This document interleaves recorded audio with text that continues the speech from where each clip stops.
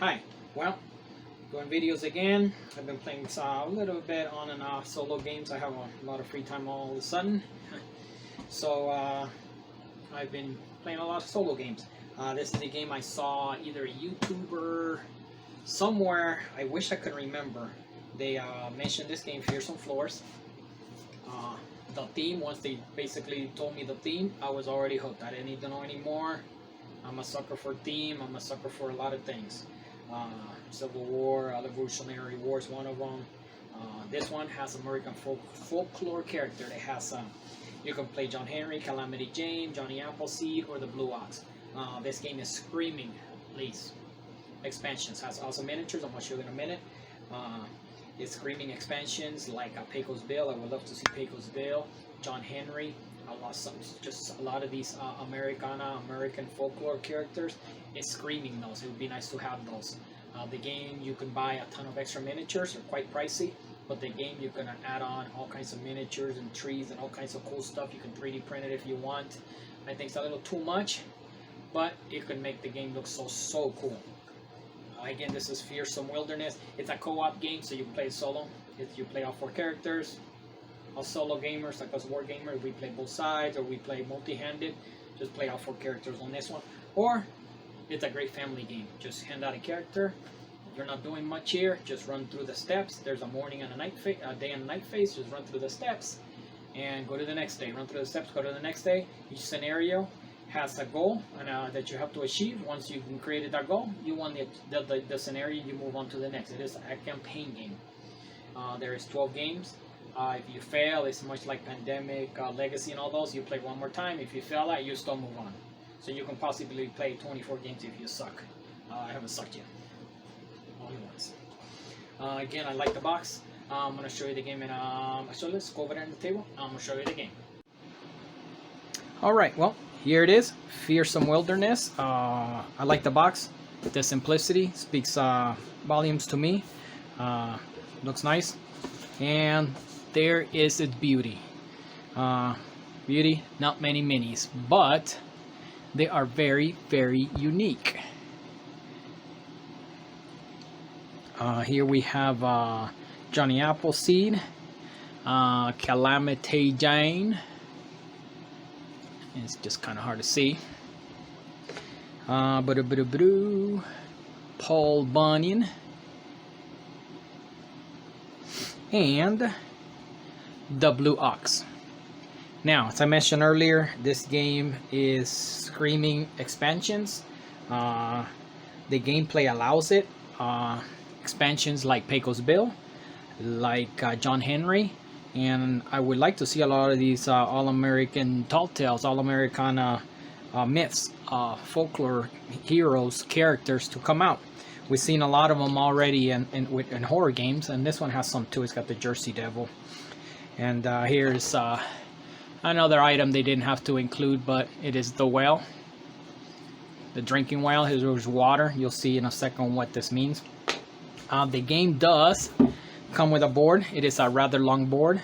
It's not much. It's just basically 1, 2, 3, 4, 5 areas. It is double-sided. Got a winter map. I haven't played with that yet. I'm sure as we get closer to winter, we will be switching that. Here's the box. You get kind of a score pad. It's a campaign game. You can play one off, or you can play a campaign game. I've been playing a campaign game. And it'll just show you, you'll play 12 campaigns. It's 12 weeks because each, is it 12 weeks? It's 12 games, and if you fail one, you play it twice, so you can play possibly 24 games. And then you write down the stuff here. I still don't know what it does. Hopefully at the end of the game, it'll kind of explain why we wrote all that stuff. The cool thing is, as the characters gain conditions, they gain nightmares, it will change the game, so you kind of keep track of that. After a while, I've noticed there's a lot of upkeep in this game. I think the coolest thing in this game, other than the miniatures and the theme, is the book. It is a hardcover book. It is the rule book and the adventure book. The rules are super simple. You have basically let me just tell everybody here 20 I won't even say it. It's basically almost 30 pages of rules. They're very simple. It's a co-op game. Like I said, I play this solo. I've been playing a lot of solo games because my daughter's older now and she likes to do other things. She doesn't like to play on camera anymore, but we do still play games. This is one that I picked up because of a YouTuber or saw it somewhere, and as soon as they kind of threw they mentioned the theme, that was my hook. I picked it up. It was, I believe, $60, not cheap, but not hard to get either. But anyways, so you got the rule book and then you got the scenarios, and you just go through the scenarios. Here, for example, is the first scenario. The first week, this is the one you're supposed to play as a one-off. I will spoil a little bit of it. Basically, all you're doing on this one is it'll tell you right here exactly what you're doing. Your goal, you just gotta gather 5 log tokens, and then it'll show you the characters and their starting conditions. So every game they have different starting conditions and different goals, and it seems to me like the game just keeps going, and hopefully the story is worthwhile. So far it's a fun little solo game. Not much to it. So that's the adventure book and the rule book. It's a hardcover book. It's real nice. The insert. Yes, I'm going to talk about inserts. It's kind of boring, but this is kind of a useful insert. It's got a spot for the mini, spot for the cards. Again, you can't sleeve the cards because they pop out and it doesn't work because they spill everywhere, but I did sleeve a few of them. The dice, they're wooden dice. I'm not a fan of them. I wish they didn't do that, but it does fit the theme. So you have the dice for the monsters and your character die, and then you got just tokens for the game. You got logs and rocks and some other stuff in here. Now this game does have, I found out later, a way for you to 3D print a ton of minis for all the monsters and terrain. I have 3D printed a lot of stuff. I don't think it'll 3D print stuff like this real well. I don't know how people do STL files 3D print with detail like this. I think resin will be it. But you can do that, or you can buy the miniatures. There's a place out there, it tells you in the book, where you can buy the miniatures. It comes with an insert. All the miniatures you can buy. I believe they even come pre-painted. They are not cheap. They're not needed. I think they would just clutter the board too much. As a matter of fact, sorry about that. I 3D printed some trees for other stuff, like Shadow Rangers of the Deep or something like that. I forgot what it was. I've been trying to get into that game. So I 3D printed some trees so you can kind of put them on the board. But the way the game works is you might need to put 3 trees here. I have more over there. And they just kind of clutter the board. And you got your monsters. And then you got your characters. Thank God there's a lot of good space here. But they do get cluttered up. But it does look pretty sweet to throw some trees in there. Make it look cool. It comes with another board. I still don't know what this one is, but it's basically the same thing. It's a 3-panel. It is not double-sided, so we'll see what this one does as the game goes on. Let me set the game up real quick here, and I'll be right back. Oops. Alright, well, here we are. I'm just gonna do it in sessions here. This does take some space because here's your character cards. You're playing solo, you're gonna play 4-handed. You're playing all 4 characters, or you can just share characters. The resources in this game are water and food, and you just keep track with that with these little wooden blocks. You know, 3 water, 3 food, whatever you get, that's how you're gonna be keeping track of the game. Each scenario is 7 days, 7 turns. Monday, Thursday, Tuesday, Wednesday, Thursday, Friday, Saturday, Sunday. You have to accomplish your the goal of the scenario by Sunday night in order to pass to the next level. If you fail, you will start up with a little bit of an advantage, some extra condition cards, and then you play a second time. If you fail, you still move on. The cool thing about this game is every character will have they can carry special conditions. They could be aching, and it'll show you right here their effect. Like this one, for example, you're gonna get -1 movement when carrying heavy items. Basically, when you're carrying any items, you're gonna move -1. Normally they move 2 spots. They can also move extra spots. They can get a +1 movement. You can be enraged, where you're going to get a +3 attack until you get a condition and it knocks off. The cool thing in this game is way back here. Your characters can become mutated. And you will roll the dice, and the dice will dictate what mutation they carry. For example, you can have a ball tail, which sounds weird, but you're gonna get a +2 to non-range attacks. So you're gonna get to roll 2 extra dice on attacks in your area. These are areas. There's 5 areas, and I'll show you that in a minute. You can get wings, where you're gonna get that +1 movement and +1 range, meaning you can hit characters. You can hit monsters 1 space away. At the beginning, Calamity Jane's the only one that can do that. You can get tentacles, you can get thick hide, -2 damage, and so on. So you can get mutations, and you would just kind of keep track of your... This is how I do it. Their conditions, just kind of keep it on top, and as you move through your characters, you kind of keep track of what effects they have, and then you move on down the line until your turn is over. And again, the characters will go down the line. Every character will go 1 turn. Once they've all gone, you go to the next day. They all go again the next day until you get to Sunday night. The game has a lot of monsters. It's a stack of monsters. They got some cool names. The book, I'll show you in a second, will tell you kind of what they do. And I wouldn't say the hook. The twist in this game, the thing that's a little different is some of these monsters and trees will have nightmares.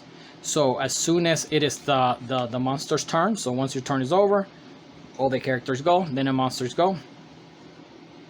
Some of them will give you nightmares. You will go in a book. You will basically find you'll flip the monster deck. You'll flip it over. This is the Jersey Devil, for example.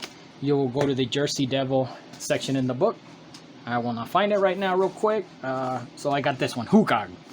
And you'll go to that section for the monster, and you'll read its nightmare. And you will go 1 at a time. You're going to roll the dice to wake up. You're trying to wake up quick. The longer it takes to wake up, the more bad stuff that usually happens. So you're reading some story, you roll the dice if you woke up. If not, you read a little more. You roll the dice. If you woke up, you suffer the consequences. If not, you keep going all the way to the end and see what happens. The cool thing in this game too is, other than the monsters and the nightmares, is trees. You will be planting trees, because a lot of these scenarios you're gonna need logs. So you have to plant trees, and you're gonna have to chop them down. It shows you real quick at the very beginning of the rules that these trees are special trees, where you put the seeds, the very next day they grow, and the next day they die.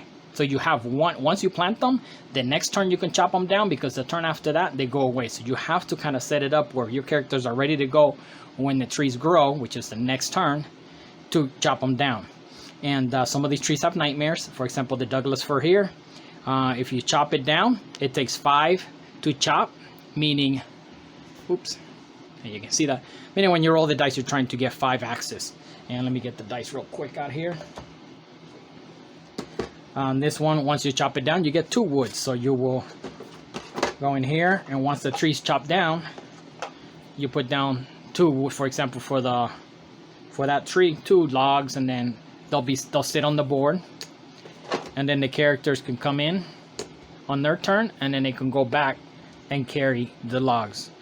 They can actually just carry 1. The blue ox here can carry 2. That's his special power. Here's the dice, for example, for the characters. You have special symbols: the leaf, the claw to fight monsters. This one is for food.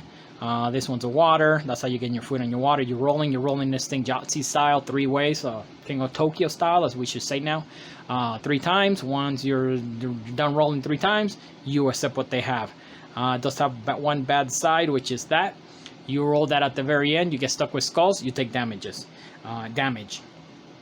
And most of these characters have 6 damage, except for the blue ox at 8. So once you have 6 damage, your characters don't die. They do have cool little features. For example, Paul Bunyan here, once he falls, you're going to add 1 damage to each. Oh no, sorry, that's a tree. Upon death, you're going to remove Paul from the board, and then the next night phase, you're going to place him at the beach. So basically they resurrect. Let's see the other one.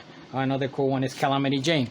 When she falls, The next night phase, she begins at the opposite end of the board. And I got this board backwards. At the opposite end of the board. The way the game works is you start over here. One side is going to be the lake, which is the safe area, and 5 steps, 1, 2, 3, 5 away is the darkness. And let me go show you. And it is kind of the dark area. This is where the monsters are usually going to start coming out. And for example, this is where Calamity Jane will start if she was to die or fall. Each character has special powers. Paul Bunyan has an extra dice when he's going to knock down trees. Calamity Jane has +1 range, so she can shoot one away. The Blue Ox can carry 1 additional item, which is good in a lot of these scenarios. And you got Johnny Appleseed, and he requires 1 less water to plant trees. So you might want to use him to plant trees. Make sure he's there with Paul Bunyan, so once the trees pop, they can chop them down quick. So again, you have your monsters. You have your trees that you're going to be planting. It's back. There's a stack of monsters here. Like I said, you have your condition cards. The way the game works is, let me slide this over. Let's leave it set up like this. Slide it over. So on your turn, and you do get a cool little, let me get the non-sleeved one. Every player, there's 4 of these sheets, which is pretty much all you're gonna need for the game. It just runs you through the whole, everything you need on the game. The day track, once you finish the day, you go to night. Once night is over, you switch over to the next day. And you keep track of it in, I already lost it. Where is it? This little card right here. Basically just keep track of the days. The way the game works is super simple. You start, you move your little token to the next day. So the next day starts. You're gonna eat food. Every character needs to get 1 food. So you eat 1 food. If you don't have food, you take 1 damage. You're gonna drink water. If you don't have water to drink, you're gonna take damage. If you're in the well, in the spot in the well, you don't need to drink water. If you're at the beach over here at this far end, you don't need to drink water. The lake.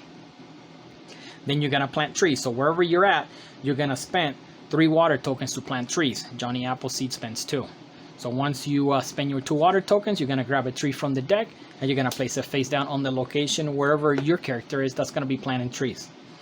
Then you're gonna move. Each of your characters are gonna move 2 spots, unless they have special conditions where they can move -1 or +1.